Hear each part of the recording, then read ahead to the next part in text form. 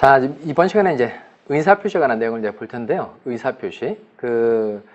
우리가 보통 일상생활에서 사람이 하는 말이나 행동, 이게 대부분 다 의사표시 같아요. 근데 그 의사표시라는 게 되려면 반드시 법률 관계에 해당되는 말이나 행동이어야 의사표시가 되는 겁니다. 근데 가장 기초적으로 이제 살펴봐야 되는 내용은 제가 이제 첫 시간에 매매계약 가지고 설명을 했는데, 건물 매매계약의 경우에 갑도 의사로 표시하고 을도 의사로 표시하죠.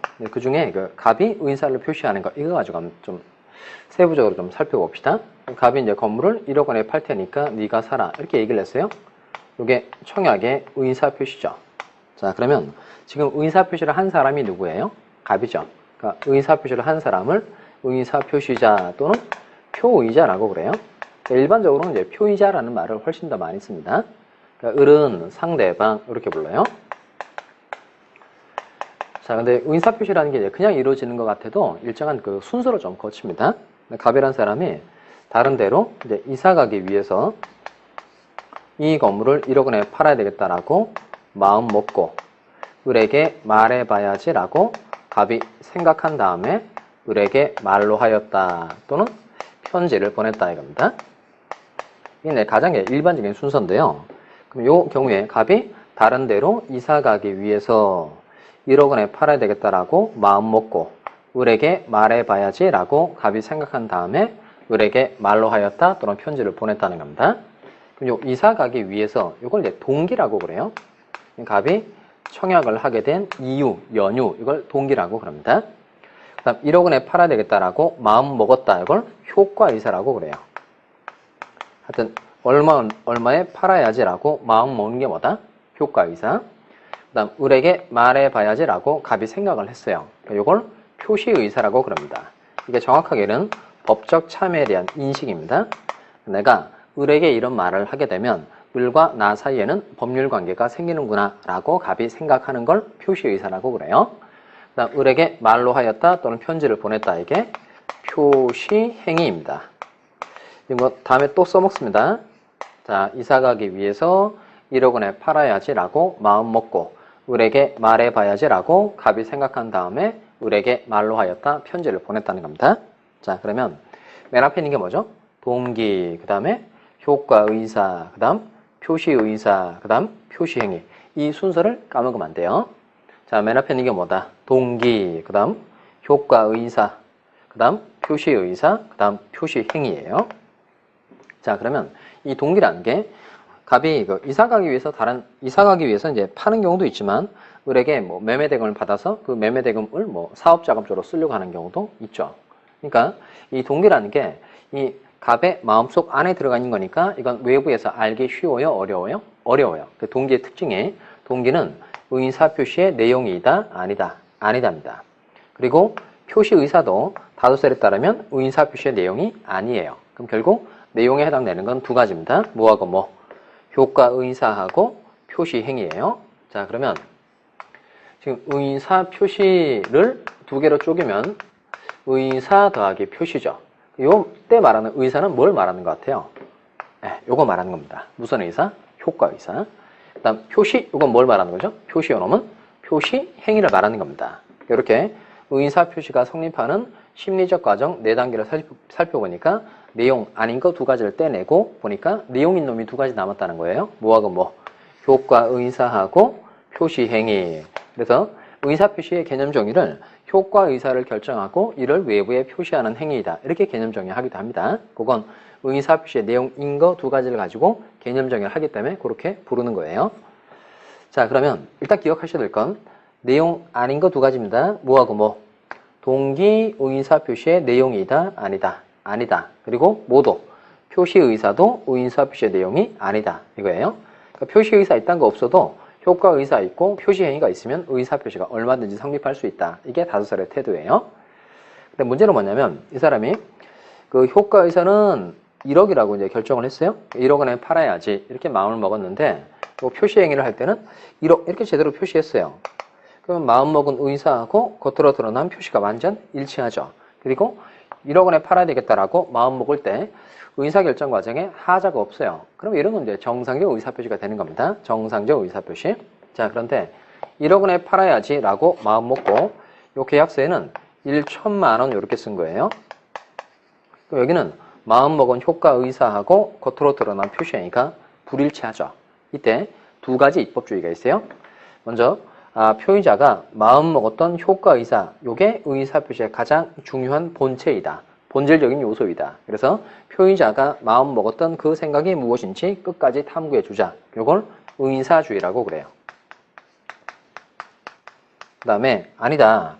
이 겉으로 의사표시가 일단은 이제 효과의사라는 게 의사표시의 중요한 내용인 건 맞는데 이 사람이 어떻게 마음먹었는지 궁극적으로 알기가 어렵다는 거예요. 그 사람 뭐 배를 째서 들여다볼 수도 없는 노릇이니까 이 갑이 생각한 그 효과의사가 뭔지 끝까지 탐구하기란 인간으로서 불가능하다. 그래서 이때는 겉으로 드러난 표시행위를 보고 이 사람이 어떻게 마음먹었겠구나 이렇게 생각해 줘야 된다는 겁니다. 그러니까 표시행위에 나타난 의미 그대로를 탐구해 줘야 된다. 이게 표시주의예요. 자, 의사주의는 표의자가 마음먹었던 의사가 뭔지 끝까지 탐구해주자. 이게 의사주의고 아니다. 표시주의는 그 표시행위를 본 상대방의 입장에서 생각해야 된다. 이게 표시주의입니다. 그러면 의사주의를 취하면 표의자의 이익을 더 보호하는 거예요? 상대방의 이익을 더 보호하는 거예요?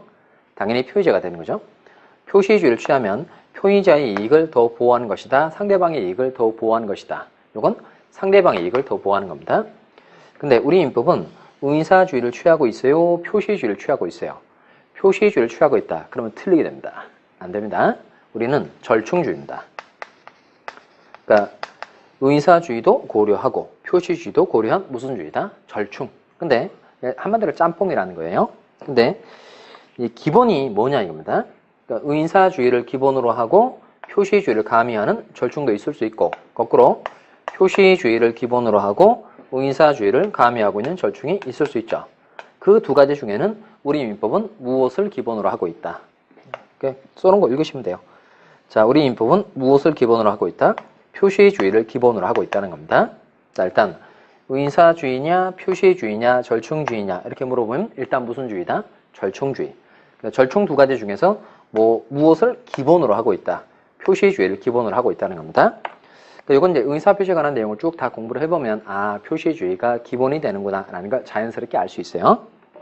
자, 그럼 첫 번째 다시 자, 의사표시는 법률관계에 해당되는 말이나 행동 이걸 의사표시라고 그래요.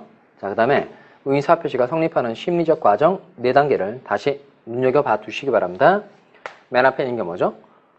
동기, 그 다음 효과의사, 그 다음 표시의사, 그 다음 표시행위 이런 순서로 이루어지는데 이 중에 의사표시의 내용이 아닌 게 두 가지 있어요. 아닌 게 두 가지는 뭐죠? 동기하고 표시의사. 그래서 내용인 거 두 가지가 효과의사하고 표시행위라는 겁니다.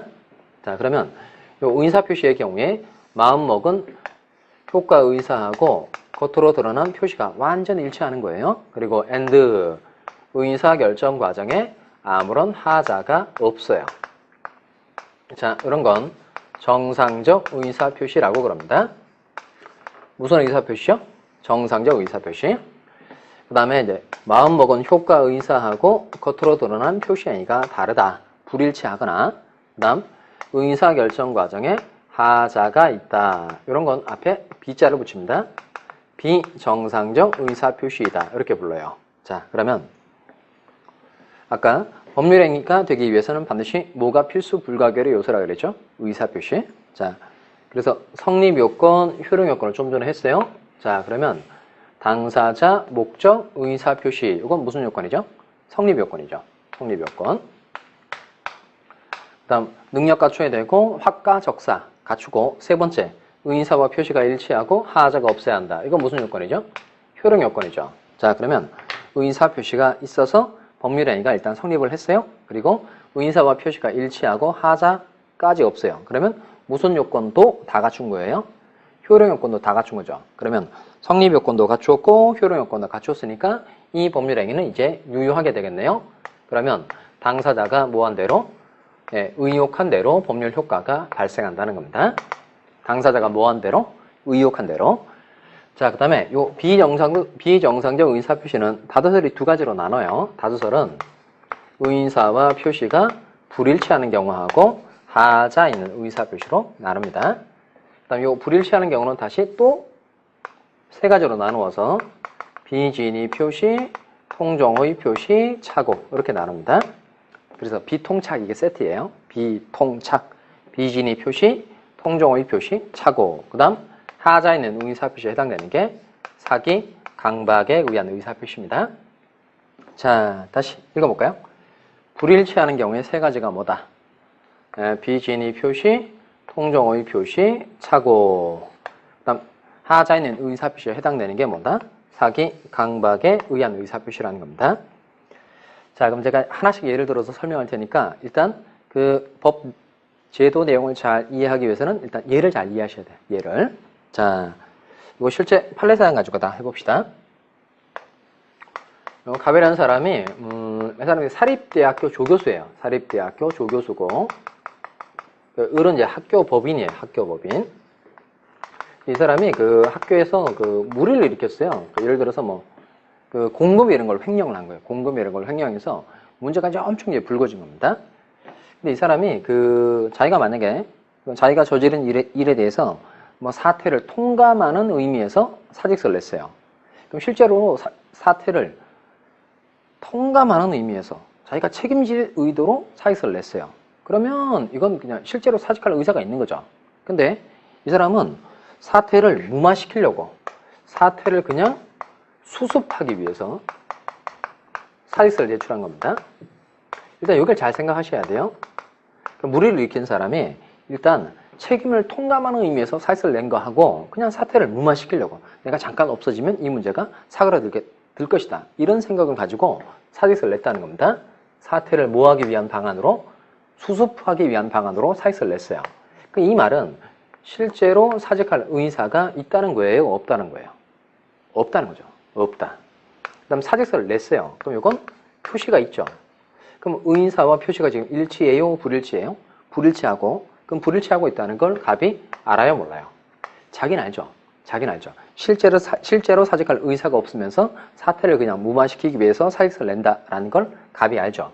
요게 비진의 표시입니다. 의사와 표시가 불일치하는 것을 표의자가 아는 경우 요걸 비진의 표시라고 그래요. 의사와 표시가 불일치하는 것을 표의자가 아는 경우 요게 뭐다? 비진의 표시. 자, 그러면 요 비진의 표시는 불일치하는 경우니까 비정상적 의사 표시네요. 그러면 아까 정상적 의사 표시인 경우에는 일단 의혹한 대로 효과가 생겨요. 그런데 비정상적 의사 표시의 경우에는 일단 당사자가 의혹한 대로는 법률 효과가 생기지 않습니다.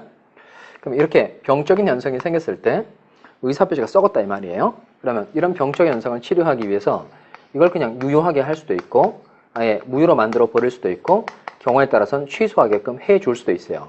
그럼 이렇게 비진의 표시가 생긴 경우에 이걸 어떻게 처리할 것인지에 대해서는 민법이 규정을 해둘 필요가 있다 없다? 있죠. 그래서 만든 조문이 107조입니다. 107조. 자, 그 비진의 표시에 대해서 규정하고 있는 조문이 107조예요. 그럼 조문이 어떻게 생겨본지 봐야 되겠네요. 자, 그래서 교재 22페이지를 볼까요? 22페이지 가시면 자, 비진의 표시에서 22페이지에 107조 조문이 있죠. 진이 아닌 의사 표시. 이게 비진의 표시입니다. 자, 먼저 1항을 보시면 의사 표시는 표의자가 진이 아님을 알고 한 것이라도 그 효력이 있다. 이렇게 돼 있어요. 그 효력이 있다. 밑줄 하시고 유효 이렇게 씁니다. 단서 상대방이 표의자의 진이 아님을 밑줄해 볼까요? 알았거나 알 수 있었을 경우 알았거나 알 수 있었을 경우에는 무효로 한다. 그럼 언제 무효로 된다고 되어 있죠? 알았거나 알 수 있었을 경우. 이놈은 늘 붙어 다니는 세트입니다. 그러니까 항상 알았거나 알 수 있었을 경우 이렇게 규정이 되어 있어요. 그리고 거나 이렇게 동그라미 해봐요. 거나. 자, 그러면 알았거나 알 수 있었을 경우 이렇게 되어 있으니까 무효가 되는 경우의 수가 한 가지라는 거예요? 두 가지라는 거예요? 두 가지라는 거죠. 안 경우에 무효 또 알 수 있었을 경우에 무효 이렇게 두 가지라는 겁니다. 그러니까 항상 이렇게 붙어 다니는 세트예요. 알았거나 알 수 있었을 경우 이렇게 돼 있어요. 그 다음 2항 전항의 의사 표시의 무효는 누구에게 대항하지 못한다. 선의의 제3자에게 대항하지 못한다. 일단 대항하지 못한다를 밑줄에 해두시고요. 대항하지 못한다는 건 효과, 주장, 불가 이렇게 씁니다. 효과, 주장, 불가. 그러니까 무효에